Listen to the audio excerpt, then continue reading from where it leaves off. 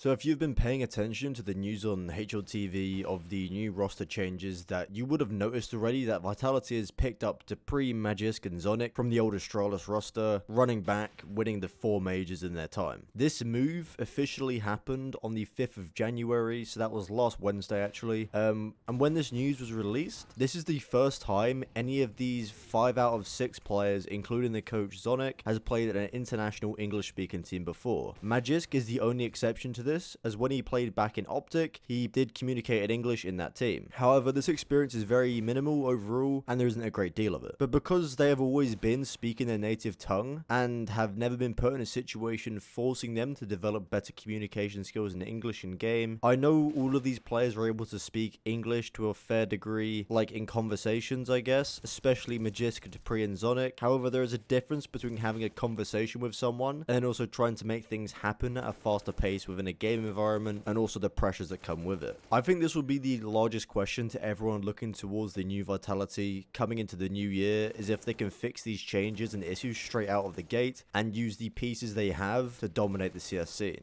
There will most likely be communication training within their team, helping them develop their skills at a faster pace. However, only time will really tell to see how all Vitality members handle being forced into a situation where they now have to communicate in English instead of their first language. When we take a look back at the old days of Astralis, it's very clear to see a very specific playstyle that Dupreeh and Magisk have adapted over the years of this incredible solid structure and system within Astralis. They started a new era as a whole behind their legacy of Astralis, using utility in different ways and also being able to play the maps in different ways as well, creating for a lot more top level teams nowadays to also join in with this structured team play and system. Apex, ZywOo and Masusa all need to be very open-minded when it comes into the new playstyle and also how they want to approach the game as a whole. As Vitality now have 3 members of the 6 of the old Astralis roster, these players have the first-hand knowledge of how to become the best in the world and also how to stay there for years on end. A quote that I'll take from ZywOo here saying, "I know there is a lot both myself and the team can learn from them," meaning them as in Dupreeh, Magisk and Zonic, and I completely agree with this statement coming from ZywOo, as there is a lot they can learn from them. Whilst everyone looking at the new Vitality is mostly focusing on this communication issue of the language barrier being a very scary factor to look at from an outside perspective, however, we do not know exactly how Vitality will handle this, as we're not in their shoes and they could be very good at this type of system. However, one of the incredible upsides I see to this roster move is just the pure experience all of these players have. Apex, ZywOo, Masuta, Dupreeh, Magisk and Zonic, all, just when you look at them on paper, Vitality have created this juggernaut of players essentially, and